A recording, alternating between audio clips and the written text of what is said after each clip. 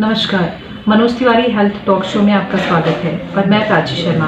आज हम बात कर रहे हैं orthopaedic surgeon doctor Ravindra Kumar Singh से। आज हम डॉक्टर आर के सिंह से जानेंगे कि अर्थराइटिस क्या है और साथ ही साथ हम बात करेंगे कि गाउट की समस्या क्या है।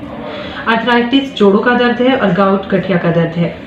तो आइए हम जानते हैं डॉक्टर आर के सिंह से। डॉक्टर आर के सिंह, आपका हमारे शो में बहुत बहुत स्वागत है। Thank you. नमस्कार आपके सारे श्रोताओं को और इनवाइट करने के लिए धन्यवाद। जी डॉक्टर सिंह, मेरा सबसे पहले सवाल आपसे यही है कि अर्थराइटिस है क्या? Arthritis basically inflammation of joints को बोलते हैं। आम बोलचाल की भाषा में जोड़ों का सूजन, दर्द होना या फिर स्वेलिंग होना, उसको हम अर्थराइटिस बोलते हैं। मरीज अमूमन पेन की तकलीफ से दर्द, इस जॉइंट में दर्द हो रहा है, दर्द लेके हमारे पास आते हैं।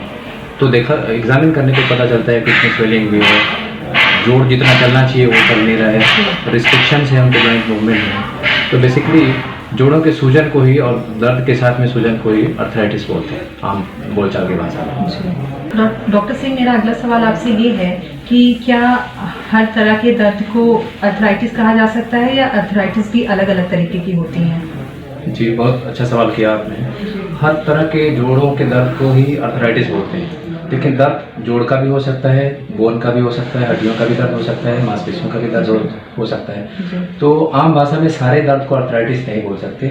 जोड़ों के दर्द से संबंधित यदि कोई कंप्लेन करता है तो उसको हम अर्थराइटिस के लाइन में इन्वेस्टिगेट करते हैं, उसके लाइन में हम उसको फर्दर इंक्वायर करते हैं कि क्या ये अर्थराइटिस हो सकता है या नहीं।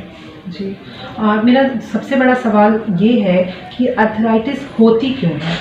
क्या कारण है अर्थराइटिस होने के? जी, अर्थराइटिस होने के बहुत सारे कारण हैं। एक तो जेनेटिक कारण भी होते हैं, जिसे यदि पेरेंट्स को हैं तो फिर बच्चों में भी होने की संभावना होती है, उसको जेनेटिक अर्थराइटिस बोलते हैं। या फिर रूमेटॉइड अर्थराइटिस बोलते हैं, जिसमें ऑटो इम्यून डिसऑर्डर्स बोलते हैं, जिसमें हमारा शरीर खुद ही, हमारे कार्टिलेज होते हैं जोड़ों में, कार्टिलेज के अगेंस्ट में कुछ एंटीबॉडी बनाने लगते हैं। उसकी वजह से जॉइंट्स का डिस्ट्रक्शन होना शुरू हो जाता है। इसकी वजह से भी वो later on it leads to arthritis. बाकी ट्रॉमेटिक भी होते हैं कुछ।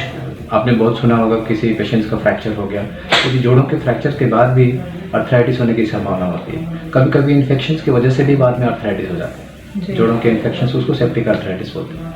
तो अर्थराइटिस जुवेनाइल रूमेटॉइड अर्थराइटिस बोलते हैं, जिसमें लोगों का ये मिथ भी है कि नहीं अर्थराइटिस मिडिल एज का प्रॉब्लम है या फिर एल्डरली का प्रॉब्लम है, बट ऐसा नहीं है। अर्थराइटिस 16 साल से कम के बच्चों में भी देखा गया है, जिसको जुवेनाइल अर्थराइटिस बोलते हैं। तो ये कई प्रकार के होते हैं और सबका इलाज संभव है, सबका इलाज भी डिफरेंट होता है। जी, मतलब अर्थराइटिस होने के कई कारण हो सकते हैं और ये किसी भी उम्र के लोगों को हो सकता है। जी बिल्कुल। जी, मेरा अगला सवाल डॉक्टर सिंह आपसे ये है कि अर्थराइटिस में फिजियोथेरेपी कितनी लाभदायक होती है? बहुत अच्छा सवाल आपका। लोग सोचते हैं कि नहीं दर्द हो रहा है तो इसको मूवमेंट नहीं करना है, आराम देना है, बट ऐसा नहीं। अर्थराइटिस के साथ में आप जितना मूवमेंट करो, जितना फिजियोथेरेपी का बहुत बड़ा रोल है, बिकॉज सारे जॉइंट्स को आपको फ्लेक्सिबल बनाए रखने। तो ये कैसे संभव है? फिजियोथेरेपी से। तो एक अच्छे फिजियोथेरेपिस्ट के गाइडेंस में फिजियोथेरेपी होना बड़ा ही कारगर है अर्थराइटिस के इलाज में, अलॉन्ग विथ मेडिसिन और जो भी हम लोग देते हैं। जी, और अर्थराइटिस में खान पान पर भी हमें ध्यान देना चाहिए। फिर खान पान का भी रोल है इसमें। जैसे एक gout arthritis is a type of arthritis. Gouty arthritis में क्या होता है, यूरिक एसिड बढ़ने की वजह से जोड़ों का जो पेन होता है उसको हम लोग गाउटी अर्थराइटिस बोलते हैं। तो गाउट में खासकर प्रोटीन रिच डाइट जो है वो कम लेने की सलाह दी जाती है। केजीन प्रोटीन जो डेयरी प्रोडक्ट्स हैं उसकी वजह से भी अर्थराइटिस का प्रॉब्लम होता है, इसीलिए डेयरी प्रोडक्ट्स भी कम लेने की बात करते हैं हम लोग। जो रेड मीट है स्पेशली वो कम लेना होता है उसमें, एंड अदर भी एनिमल सोर्सेज जो प्रोटीन के हैं वो सारे कम लेने होते हैं। जी, मतलब अर्थराइटिस और गाउट दोनों अलग होते हैं।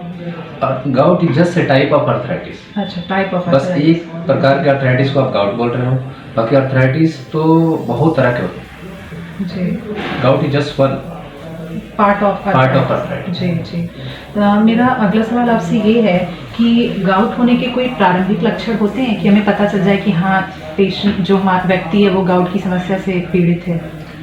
गाउट का प्रेजेंटेशन भी बेसिकली आम अर्थराइटिस की तरह ही पेन से ही होती है, लेकिन इसमें टिपिकल साइन ये होता है कि अंगूठे से दर्द का शुरुआत होता है। जो एमटीपी जॉइंट बोलते हैं, first MTP joint, metatarsal phalanges, जो अंगूठे के साथ में जो जुड़ा होता है, वो सबसे ज़्यादा प्रभावित होता है उसमें गाउट में। तो एक टिपिकल साइन होता है, यदि पेशेंट मरीज बोल रहा है कि नहीं हमें यहाँ पे दर्द ज़्यादा होता है, बाकी जगह भी है बट कम है, बट मैक्सिमम पेन जो है हमारे फर्स्ट डोज में हो रहा है, तो हम सस्पेक्ट करते हैं कि ये गाउट हो सकता है। फिर हम लोग फिर यूरिक एसिड कराने के लिए एडवाइस करते हैं। बाद में पता लगता है कि यूरिक एसिड यदि 6 से ऊपर बढ़ा हुआ है तो हम ये लेबल करते हैं कि ये गाउटी आर्थराइटिस है। जी, मेरा अगला सवाल जेंडर से रिलेटेड है। क्या मतलब महिलाओं में पुरुषों की अपेक्षा गठिया की शिकायत ज़्यादा होती है? ज़्यादा होती है। जी, क्या कारण है इसकी? ये क्लियर कट कॉजेज तो नहीं पता मेडिकल साइंस को, बट ये देखा गया है क्लियर कट अभी ये मेडिकल साइंस को नहीं पता कि महिलाओं में क्यों ये ज़्यादा होता है आर्थराइटिस, बट ये देखा गया है कि उनके प्रेजेंटेशन जो है मेल की तुलना में ज़्यादा पाया जाता है। जी, मेरा दूसरा सवाल ये है कि क्या जब गठिया होती है तो इसमें ऑपरेशन ही एकमात्र इलाज है या दवाइयों से भी इलाज किया जा सकता है इसका? लोग ये सोचते हैं कि आर्थराइटिस है तो फिर केवल ऑपरेशन ही इलाज है, बट ऐसा नहीं है। जी, आर्थराइटिस बखूबी दवाइयों के सहारे, फिजियोथेरेपी के सहारे ट्रीट किया जा सकता है। जी, तो सबसे ज़रूरी बात यह है कि उसको आर्थराइटिस मतलब जोड़ों का दर्द शुरू होने के दौरान ही एक कंसल्टेंट से, जो स्पेशली साइंस के आइदर ऑर्थोपेडिक सर्जन या फिर रोमेटोलॉजिस्ट भी होते हैं आजकल जो कि आर्थराइटिस में डील करते हैं, तो उनको कंसल्ट करना चाहिए। और बखूबी 80-90% आर्थराइटिस जो है दवाइयों से, फिजियोथेरेपी से ही इलाज इसका संभव है।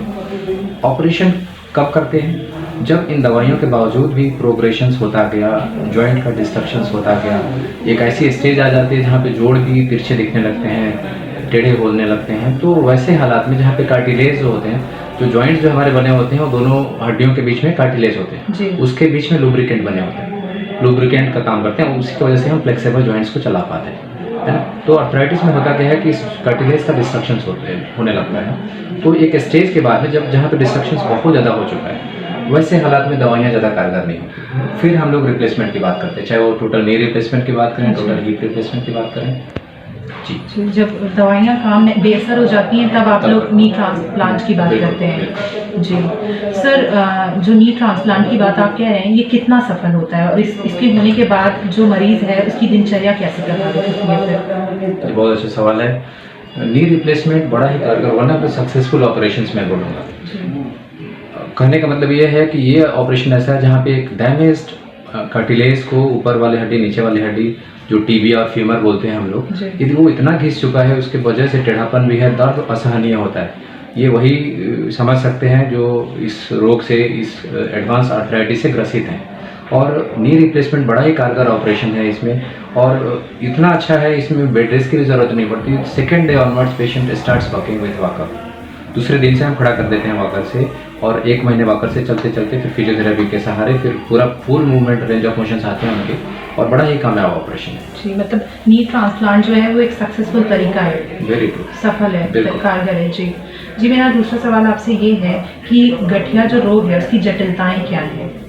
कॉम्प्लेक्सिटीज़ की बात करें तो बहुत शुरू में पेन से लेके डिफॉर्मिटी से लेके बहुत कुछ हो सकते हैं। यदि वो गठिया अनट्रीटेड रहा, यदि प्रॉपर कंसल्ट ना किया जाए, तो टेढ़ापन से लेके उनका अपंगता तक हो जाएगी। पेशेंट से चलने के लिए मोहताज हो जाएगा, चल नहीं पाएगा यदि उसको समय रहते इलाज ना किया गया तो। क्या ये सच है कि जो गठिया है उससे हमारा हार्ट भी प्रभावित होता है? देखा गया है कुछ पेशेंट्स में, क्योंकि जैसे रिमेटॉइड आर्थराइटिस की बात करें तो ये ऑटो इम्यून डिसऑर्डर है। मतलब ये हुआ कि शरीर जो है अपने कार्टिलेज को ही फॉरेन बॉडी समझ के उसके अगेंस्ट में एंटीबॉडी बनाने लगते हैं। तो ये चीज़ें हार्ट के साथ भी हो सकती हैं। तो बेसिकली ये कॉम्प्लेक्सिटीज़ है, बहुत सारे सिस्टम्स इन्वॉल्व हो सकते हैं इसमें। जी सर, मेरा नेक्स्ट क्वेश्चन ये है कि जो हार्मोनल डिसऑर्डर हैं, क्या वो भी इस रोग के लिए जिम्मेदार हैं? हार्मोनल डिसऑर्डर्स भी देखे गए हैं। बेसिकली किसी हार्मोनल डिसऑर्डर की वजह से आर्थराइटिस होना ये कहना सही नहीं है, बट एसोसिएटेड फैक्टर्स जो है वो देखा गया है कि एक रिमेटॉइड के पेशेंट्स को TSH भी बढ़ा मिल सकता है, कोई अदर एंडोक्राइन डिसऑर्डर्स भी हो सकते हैं, ये एक एसोसिएशन हो सकते हैं, बट किसी एक पर्टिकुलर हार्मोनल डिसऑर्डर की वजह से आर्थराइटिस होता है ऐसा नहीं देखा। जी, मतलब इस रोग की वजह से हार्मोनल डिसऑर्डर हो सकते हैं, लेकिन हार्मोनल डिसऑर्डर रिस्पॉन्सिबल नहीं है गाउट के लिए। जी जी, सर गठिया रोग जो है वो और अन्य जोड़ों के जो दर्द हैं, दोनों में से ज़्यादा पेनफुल कौन है? मतलब कौन सा जो है वो ज़्यादा गंभीर समस्या है? डेफिनेटली आर्थराइटिस जो है बहुत गंभीर बीमारी मानेंगे हम। वजह यह है कि ये यदि रेट ऑफ डिस्ट्रक्शन जारी रहा तो ये अल्टीमेटली आपके मूवमेंट्स को रुक जाएगा और जोड़ भी टेढ़ा हो सकता है। जी, हाँ।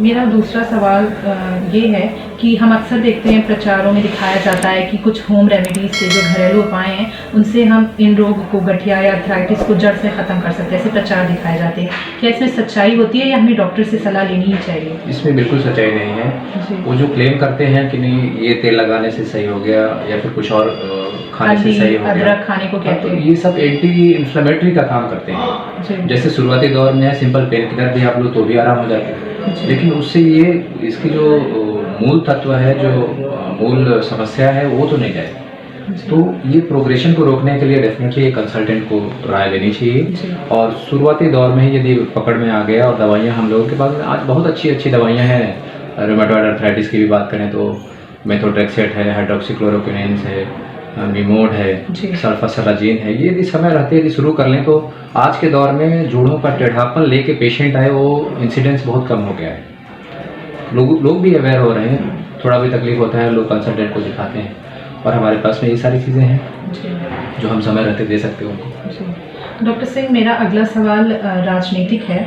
अभी हाल में ही आयुष मंत्रालय ने जो हमारे आयुर्वेदिक सर्जन्स हैं उनको ऑपरेशन की छूट दी है। आप क्या इसे उचित मानते हैं?